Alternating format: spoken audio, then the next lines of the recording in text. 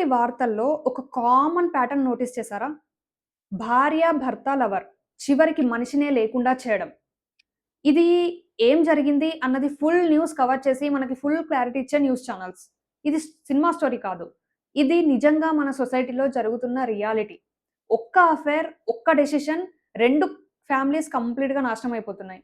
పిల్లలు అనాథలైపోతున్నారు.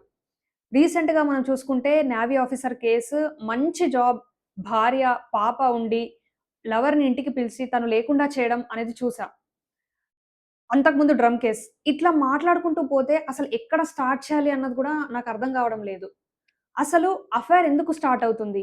మనలానే ఉన్న ఒక పర్సన్, అందరి సమక్షంలో పెళ్లి చేసుకున్న పర్సన్, పిల్లలున్న పర్సన్ ఇంతటి ఘోరమైన నేరాన్ని ఎలా చేయగలుగుతున్నాడు?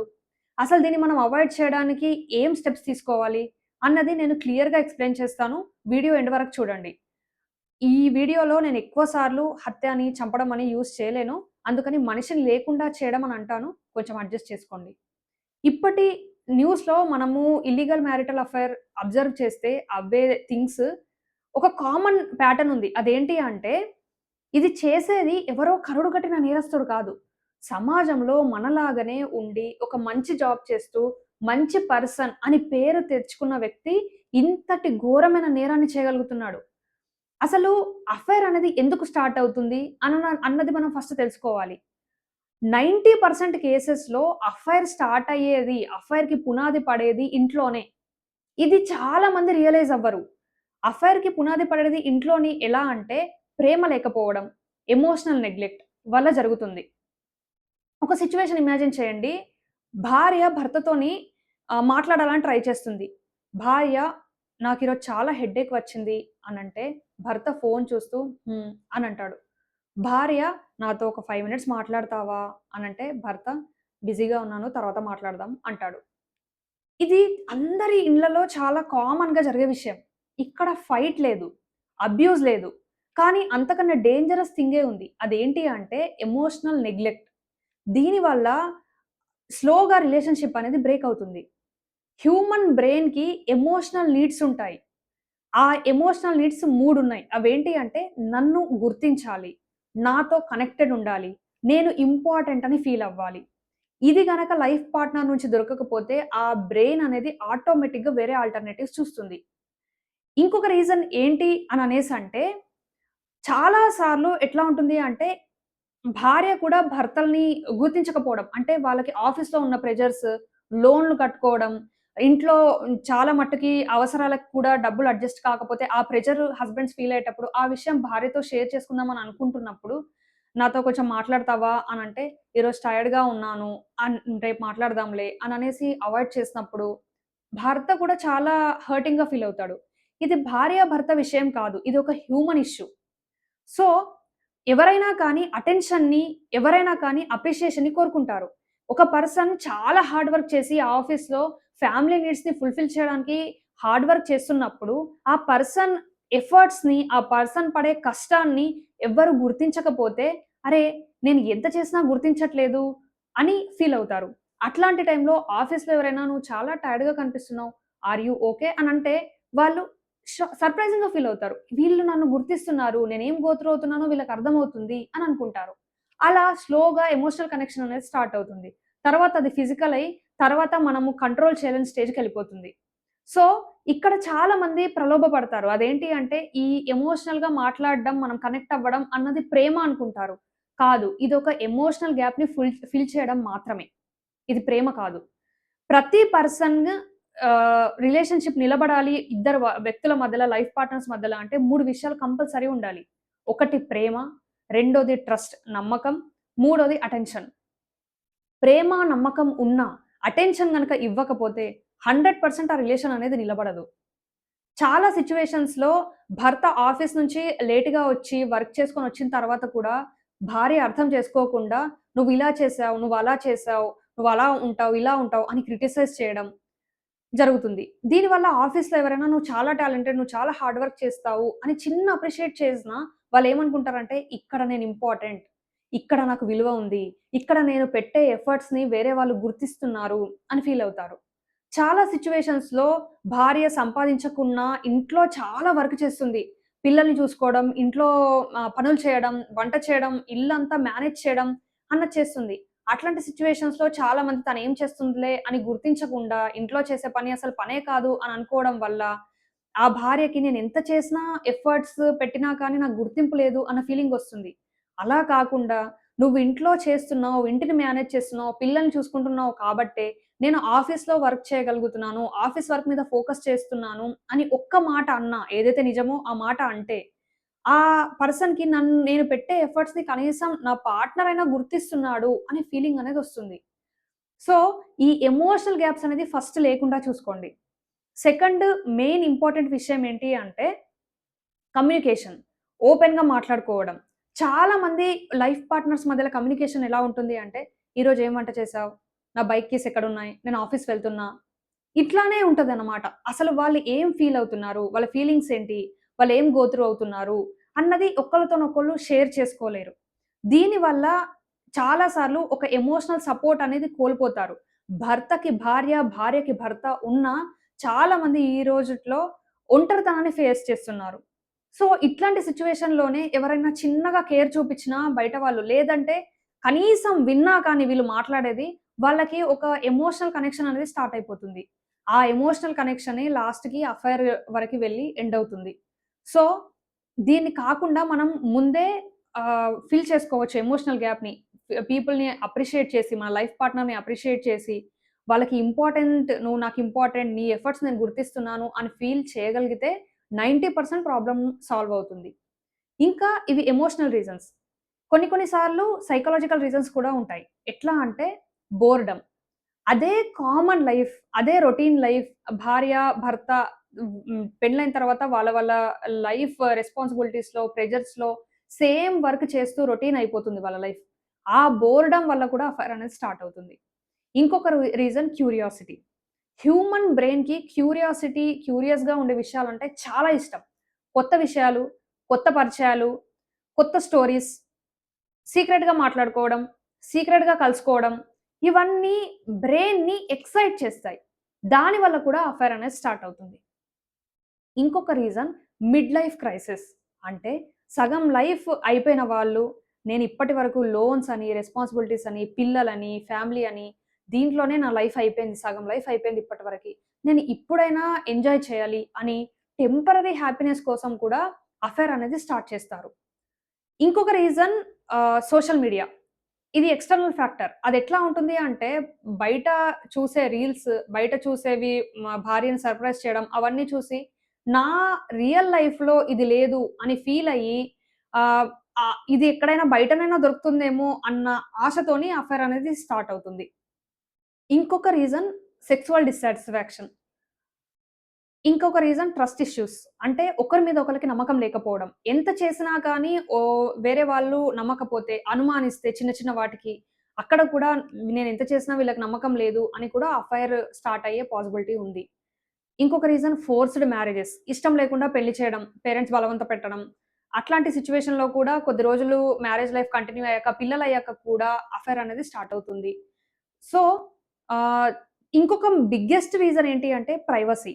ఇప్పుడున్న సమాజంలో ఎవరి ఫోన్స్ వాళ్ళవి. ఎవరి పాస్వర్డ్స్ వాళ్ళవి.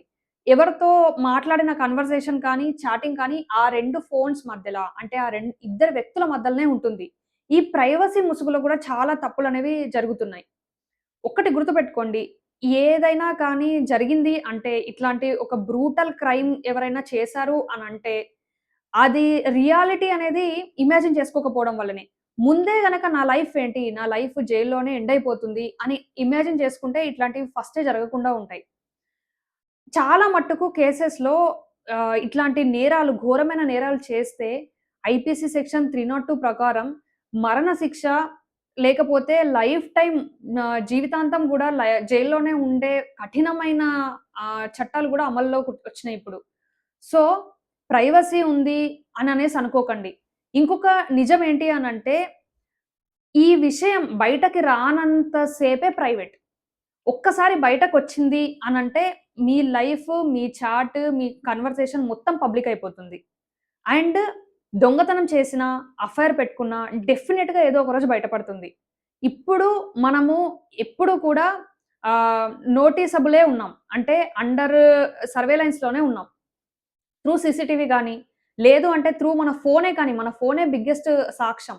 ముందు ఎట్లా ఉండేది? ఏదైనా క్రైమ్ జరిగింది అనంటే ఆ బాడీ అంతే సాక్ష్యం. ఆ సర్కమ్‌స్టాన్సెస్ చూసిన వాళ్ళు అంతే. ఇప్పుడు అట్లా కాదు. ఇప్పుడు 2 టైప్స్‌లో జరుగుతుంది ఏ ఇన్వెస్టిగేషన్ అయినా. ఫస్ట్‌ది బాడీని ఎగ్జామిన్ చేయడం, సిట్యుయేషన్స్ ఎగ్జామిన్ చేయడం. రెండోది ఫోన్. డిజిటల్ ఫోరెన్సిక్ అంటారు దీన్ని. దీనికి ఒక సెపరేట్ టీమ్ ఉండి అసలేం జరిగింది? ఈ పర్సన్ ఎవరెవరితో మాట్లాడాడు? ఈ పర్సన్ ఎవరికి ఎన్ని ట్రాన్సాక్షన్స్ చేశాడు? మనీ ట్రాన్సాక్షన్స్, ఎవరితో ఏం చాటింగ్ చేశాడు? మీరు డిలీట్ చేసినా దాన్ని రికవర్ చేయగలుగుతారు పోలీస్ వాళ్ళు. సో, మీకు ఇట్లాంటి ఒక చిన్న ఒక్కటి ఆలోచించండి. మీరొక సిగ్నల్ క్రాస్ చేసి ఎళ్ళిపోతేనే మీరు ఇంటికొచ్చే వరకంటే మీకు చలాన్ పడిపోతుంది. అట్లాంటిది మీరు ఇంత బ్రూటల్ బిగ్గెస్ట్ క్రైమ్ చేసిన తర్వాత కూడా తప్పించుకోగలుగుతామని ఎలా అనుకుంటున్నారు? ఈ రోజు వరల్డ్‌లో మొత్తం ట్రాన్స్‌పరెంట్ అయిపోయింది. అసలు తప్పించుకోవడం అనేది ఇంపాసిబుల్. సో, దీన్ని ఎట్లా అరికట్టొచ్చు? ఫస్ట్ మీరు రియాలిటీ ఒకసారి యాక్సెప్ట్ చేయండి. అసలు మన ఇండియాలోనే కాదు ఎక్కడైనా అఫైర్స్ ఉన్నాయి. ప్రతి దగ్గర అఫైర్స్ ఉన్నాయి. కానీ మన ఇండియాలోనే మనిషిని లేకుండా చేయడం వరకు ఎందుకెళ్తుంది? అంత బిగ్గెస్ట్ థింగ్ ఎందుకవుతుంది? అది కూడా సమాజంలో మనలాంటి వాళ్ళే ఉండడం. మనలాంటి ఫ్యామిలీ ఉన్న వాళ్ళే ఉండడం. ఉన్నా కానీ ఇంత పెద్ద క్రైమ్ ఎవరైనా ఎలా చేయగలుగుతున్నారు? అనంటే, మనకి వేరే కంట్రీలో ఉన్న రిలేషన్స్, ఇక్కడున్న రిలేషన్స్ కంప్లీట్‌గా డిఫరెంట్. వేరే కంట్రీలో ఒకవేళ ఎమోషనల్‌గా కనెక్టెడ్ లేకపోతే, లేకపోతే రిలేషన్‌షిప్‌లో ఏమన్నా ప్రాబ్లమ్ ఉంటే, ఫస్ట్ ఓపెన్‌గా మాట్లాడుకుంటారు. వాళ్ళిద్దరు కూర్చొని ఓపెన్‌గా మాట్లాడుకుంటారు. అండ్ అక్కడ డివోర్స్ అన్నది చాలా కామన్ థింగ్. డివోర్స్ తీసుకోవడం అననేది దాన్ని పెద్ద పాపంలా చూడరు. ఫస్ట్ వాళ్ళు ఓపెన్‌గా మాట్లాడుకొని, అప్పటికి అవ్వట్లేదు అంటే థెరపిస్ట్ తీసుకుంటారు. సైకాలజిస్ట్‌ని కలుస్తారు. కపుల్ కౌన్సెలింగ్ తీసుకుంటారు. ఫ్యామిలీ కౌన్సెలింగ్ తీసుకుంటారు. అట్లా తీసుకొని వాళ్ళ ఇష్యూస్ ఏవైతే ఉన్నాయో దాన్ని మాక్సిమం సాల్వ్ చేయడానికి ట్రై చేస్తారు. అప్పటికి అవ్వకపోతే కోర్ట్‌లో వెళ్లి వాళ్ళు లీగల్‌గా డివోర్స్ తీసుకొని విడిపోయి ఎవరి లైఫ్ వాళ్ళు చూసుకుంటారు. కానీ మన ఇండియాలో, మన భారతదేశంలో అట్లా కాదు.